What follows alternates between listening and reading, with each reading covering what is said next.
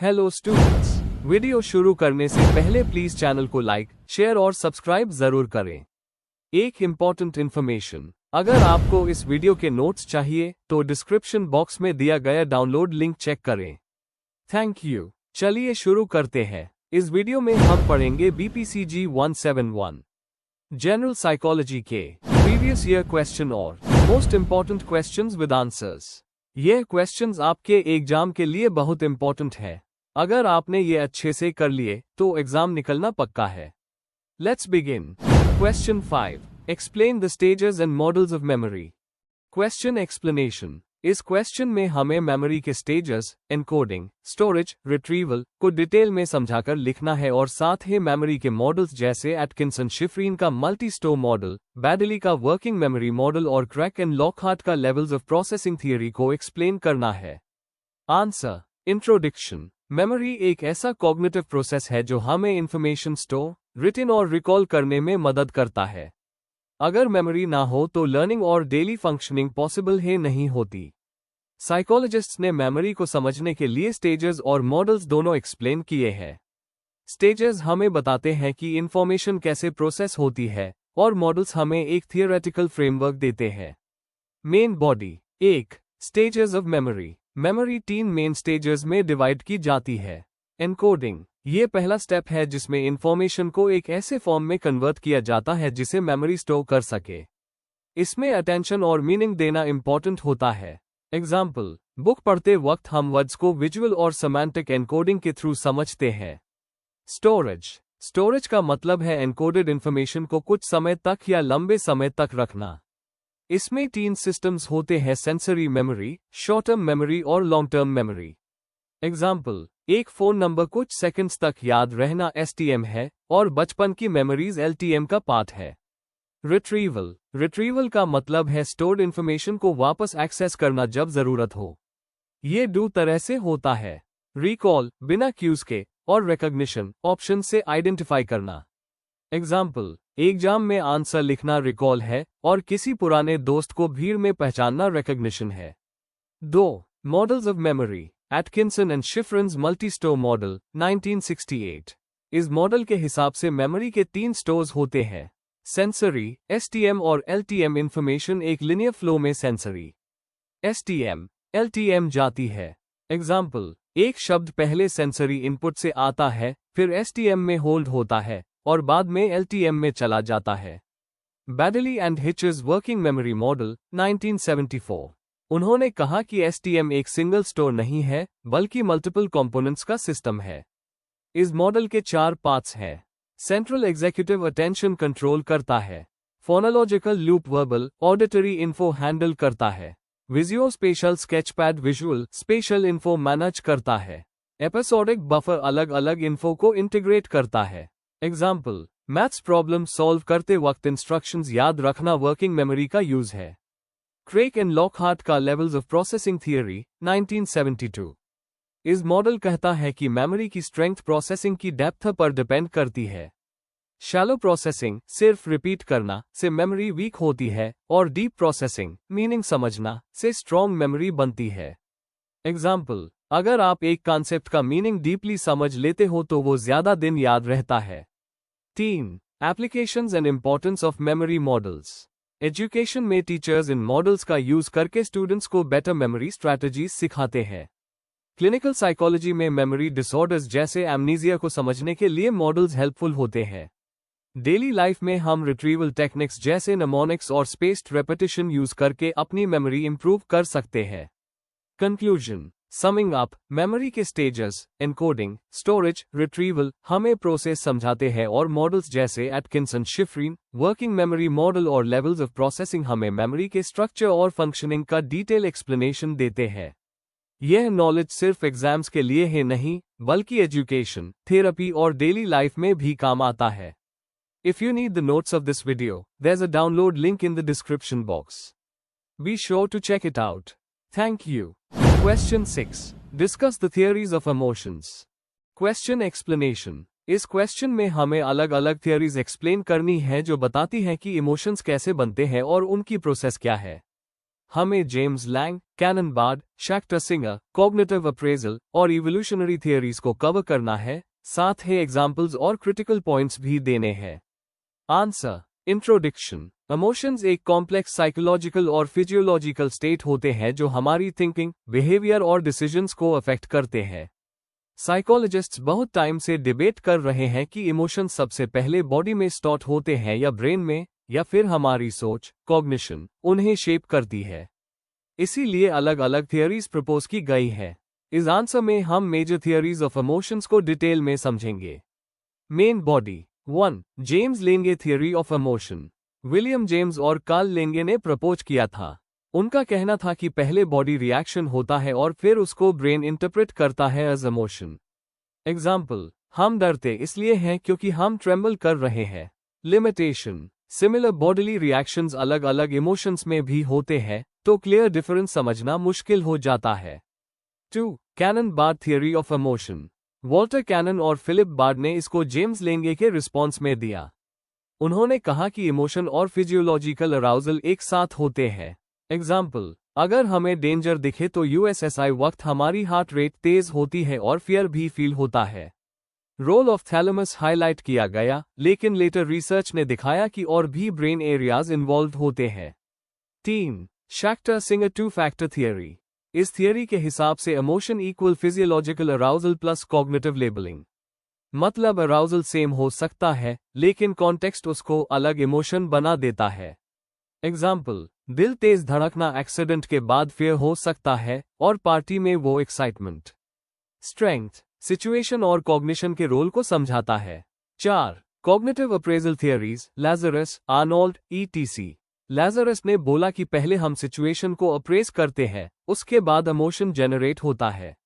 Example, job loss को कोई disaster मानेगा तो सैडनेस होगा, कोई ग्रोथ का चांस समझेगा तो होप फील होगा। यह थियरी इमोशंस और थिंकिंग के बीच के स्ट्रॉन्ग कनेक्शन को हाईलाइट करती है।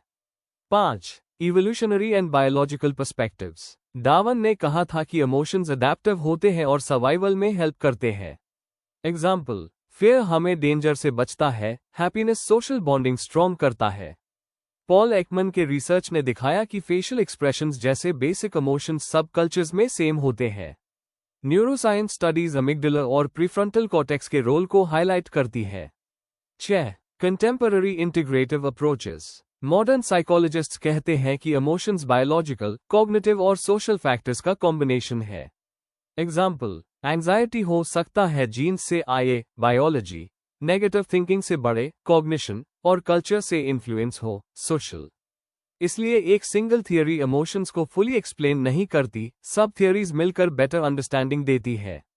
कंक्लूजन। तो कंक्लूजन ये है कि इमोशंस को समझने के लिए अलग अलग पर्सपेक्टिव्स दिए गए हैं। जेम्स लेंगे ने बॉडी रिएक्शन को फोकस किया, कैनन बार्ड ने साइमल्टेनियस प्रोसेस बताया, शैक्टर सिंगर ने कॉन्टेक्स्ट और लेबलिंग को हाईलाइट किया, और लैजरस ने अप्रेजल का रोल दिखाया। डार्विन और मॉडर्न न्यूरोसाइंस ने इवोल्यूशनरी और बायोलॉजिकल बेस एक्सप्लेन किया। इन सब को मिलाकर हमें इमोशंस की एक क्लियर पिक्चर मिलती है जो ह्यूमन बिहेवियर को समझने में यूजफुल है। If you need the notes of this video, there's a download link in the description box. Be sure to check it out. Thank you. Question 7. Explain trait theory of personality. Question explanation. इस question में हमें trait theory of personality को explain करना है। मतलब हमें ये बताना है कि ट्रेट्स क्या होते हैं, कैसे साइकोलॉजिस्ट जैसे ऑलपॉट, कैटल, एसेक ने अपनी थियरीज दी, और मॉडर्न समय में बिग 5 मॉडल कैसे पर्सनैलिटी को समझाता है। आंसर। इंट्रोडक्शन। पर्सनालिटी का मतलब है एक इंसान के यूनिक सोचने, महसूस करने और बिहेव करने का तरीका। ट्रेट थियरी कहता है कि पर्सनैलिटी को समझने के लिए हमें उसके स्टेबल और कंसिस्टेंट ट्रेट्स पे फोकस करना चाहिए। यह ट्रेट्स जिंदगी भर रिलेटिवली सेम रहते हैं। इस थियरी को डेवलप करने में साइकोलॉजिस्ट जैसे ऑलपॉट, कैटल, एसेक और बिग 5 थियरिस्ट्स का बड़ा योगदान है। Main body. 1. Concept of traits और अर्ली फाउंडेशंस। ट्रेट्स एक इंसान के स्टेबल और लास्टिंग क्वालिटीज होते हैं जो उनके बिहेवियर और सोच को गाइड करते हैं। टेम्पररी मूड से अलग, ट्रेट्स ज्यादा कंसिस्टेंट होते हैं। गॉर्डन ऑलपॉट ने ट्रेट्स को 3 कैटेगरी में डिवाइड किया। कार्डिनल ट्रेट्स, जो एक इंसान की पूरी पर्सनैलिटी को डोमिनेट करते हैं, जैसे गांधी जी का नॉन वायलेंस। सेंट्रल ट्रेट्स, जो रोज के बिहेवियर को डिस्क्राइब करते हैं, जैसे ऑनेस्टी, सोशबिलिटी। सेकेंडरी ट्रेट्स, जो सिर्फ स्पेसिफिक सिचुएशंस में दिखते हैं, जैसे एग्जाम के टाइम एंजाइटी। 2. रेमंड कैटल का 16 पर्सनालिटी फैक्टर्स। कैटल ने कहा कि पर्सनैलिटी को साइंटिफिक तरीके से स्टडी करना चाहिए और उसने फैक्टर एनालिसिस यूज किया। उसने 16 सोर्स ट्रेट्स आइडेंटिफाई किए, जैसे warmth, dominance, sensitivity, reasoning, etc। उसने सरफेस ट्रेट्स, जो डायरेक्टली दिखते हैं, और सोर्स ट्रेट्स, जो इनके पीछे हैं, का डिस्टिंक्शन दिया। उसका टेस्ट 16 PF आज भी पर्सनालिटी असेसमेंट में उस होता है। 3. हंस आइसेंक के 3 डायमेंशंस ऑफ पर्सनालिटी। आइसेंक ने पर्सनैलिटी को सिर्फ 3 डायमेंशंस में समझाया: extroversion, introversion, neuroticism, stability, psychoticism, self control. उसने माना कि पर्सनालिटी ट्रेट्स मेनली बायोलॉजिकल और जेनेटिक बेस पर होते हैं। इस मॉडल ने पर्सनैलिटी और बायोलॉजी के बीच कनेक्शन को हाईलाइट किया। 4. Big 5 personality model, modern trait theory. Modern psychology में सबसे पॉपुलर मॉडल है बिग 5, जिसमें 5 ट्रेट्स होते हैं: openness, imaginative versus traditional, conscientiousness, disciplined versus careless, extroversion, outgoing versus reserved, agreeableness, cooperative versus harsh, neuroticism, anxious versus calm. इस मॉडल का use education, job selection और काउंसलिंग में होता है। क्रॉस कल्चरल रिसर्च ने भी इस मॉडल को सपोर्ट किया है। 5. Evaluation of trait theories. Strengths, easy to measure, scientific, future behavior predict करने में यूजफुल। Weaknesses, डेवलपमेंट और अनकॉन्शियस मोटिव्स पे फोकस नहीं करता और कल्चरल वेरिएशन को इग्नोर करता है। Conclusion, summing up, trait theory एक सिस्टमैटिक अप्रोच है जो इंसान की पर्सनैलिटी को स्टेबल और मेजरेबल ट्रेट्स के थ्रू समझाती है। ऑलपॉट, कैटल, एसेंक और बिग 5 सभी ने अपना यूनिक कॉन्ट्रीब्यूशन दिया। हालांकि ये थियरी डेवलपमेंट प्रोसेस को पूरा एक्सप्लेन नहीं करती, लेकिन फिर भी ये साइकोलॉजी में सबसे वाइडली एक्सेप्टेड और प्रैक्टिकल अप्रोच है। If you need the notes of this video, there's a download link in the description box. Be sure to check it out. Thank you. Question 8. Write short notes on the following. A. Sternberg and Gardner's theory of intelligence. B. Ecological systems theory. Question explanation. इस question में हमें 2 short notes लिखने हैं। पहले part में Sternberg के ट्रियार्किक theory of intelligence और gardener के मल्टीपल इंटेलिजेंसेस थियरी को एक्सप्लेन करना है। दूसरे पार्ट में ब्रॉनफेनब्रेनर का इकोलॉजिकल सिस्टम्स थियरी समझाकर बताना है कि एनवायरनमेंट कैसे डेवलपमेंट को अफेक्ट करता है। आंसर। इंट्रोडक्शन। साइकोलॉजी में इंटेलिजेंस और डेवलपमेंट दोनों हाई बहुत इंपॉर्टेंट टॉपिक्स हैं। इंटेलिजेंस थियरीज बताती हैं कि इंसान कैसे समझता, सीखता और प्रॉब्लम सॉल्व करता है। इकोलॉजिकल थियरी समझाती है कि एनवायरनमेंट के अलग अलग लेवल्स इंसान के ग्रोथ को कैसे इन्फ्लुएंस करते हैं। स्टर्नबर्ग और गार्डनर ने इंटेलिजेंस को नए एंगल से डिफाइन किया और ब्रॉनफेनब्रेनर ने एनवायरनमेंट के सिस्टम्स को हाईलाइट किया। Main body. ए. स्टर्नबर्ग और गार्डनर की इंटेलिजेंस थियरीज। स्टर्नबर्ग की ट्रियार्किक थियरी। रॉबर्ट स्टर्नबर्ग ने कहा कि इंटेलिजेंस 3 पार्ट्स में होती है: एनालिटिकल इंटेलिजेंस, रीजनिंग और एकेडमिक प्रॉब्लम सॉल्व करना; क्रिएटिव इंटेलिजेंस, नए आइडियाज, इनोवेशन और imagination; practical intelligence, real life problems को हैंडल करने की स्किल, जो स्ट्रीट स्मार्टनेस कहलाती है। आईक्यू टेस्ट ज्यादातर एनालिटिकल स्किल्स को जज करते हैं, लेकिन स्टर्नबर्ग ने प्रैक्टिकल और क्रिएटिव को भी इंपॉर्टेंट माना। एग्जाम्पल, एक स्टूडेंट जो मैथ्स में वीक है पर daily life problem smartly solve करता है, यूएस में प्रैक्टिकल इंटेलिजेंस हाई है। गार्डनर की multiple intelligences theory. Howard Gardner ने कहा कि सिर्फ एक आईक्यू स्कोर इंसान की एबिलिटी को डिफाइन नहीं करता। उन्होंने 8 इंटेलिजेंसेस बताए: linguistic, logical, mathematical, spatial, musical, bodily, kinesthetic, interpersonal, intrapersonal, naturalistic. हर इंसान का यूनिक कॉम्बिनेशन होता है। स्कूल्स को सिर्फ एक इंटेलिजेंस, जैसे मैथ्स या लैंग्वेज, पर फोकस नहीं करना चाहिए।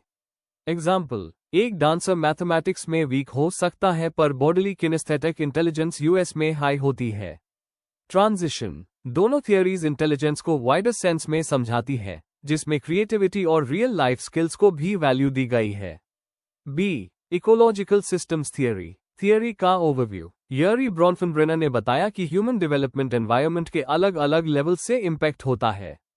5 systems. Microsystem, family, school, friends, जहां इंसान डायरेक्ट इंटरैक्ट करता है। मेसोसिस्टम, माइक्रोसिस्टम के बीच के रिलेशंस। एग्जाम्पल, पेरेंट्स और टीचर्स का रिलेशन। एक्सोसिस्टम, इनडायरेक्ट चीजें जो इंसान को अफेक्ट करती है। एग्जाम्पल, पेरेंट का स्ट्रेसफुल जॉब बच्चे को इनडायरेक्टली अफेक्ट करता है। Macro system, culture, society, loss और वैल्यूज। एग्जाम्पल, एजुकेशन को इंपॉर्टेंस देने वाला कल्चर स्टूडेंट को मोटिवेट करता है। क्रोनस सिस्टम, टाइम और लाइफ इवेंट्स का इम्पैक्ट। एग्जाम्पल, कोविड-19 के टाइम पर ग्रो करने वाले बच्चों पर अलग इफेक्ट हुआ। इंपॉर्टेंस, थियरी बताती है कि इंसान की ग्रोथ सिर्फ उसकी पर्सनल एबिलिटी पर नहीं बल्कि उसके एनवायरनमेंट के मल्टीपल लेयर्स पर भी डिपेंड करती है। कंक्लूजन, स्टर्नबर्ग और गार्डनर ने दिखाया कि इंटेलिजेंस सिर्फ आईक्यू स्कोर नहीं है, बल्कि क्रिएटिविटी, प्रैक्टिकल और मल्टीपल इंटेलिजेंसेस का कॉम्बिनेशन है। ब्रॉनफेनब्रेनर ने समझाया कि इंसान की डेवलपमेंट को एनवायरनमेंट के सिस्टम्स और समय दोनों शेप करते हैं। ये थियरीज मिलकर हमें इंटेलिजेंस और डेवलपमेंट का होलिस्टिक व्यू देती है। Before we end, please like, share and subscribe the channel for more such study materials and one important information, अगर आपको नोट्स चाहिए तो डिस्क्रिप्शन बॉक्स में डाउनलोड लिंक दिया हुआ है, जरूर चेक करें। Thank you.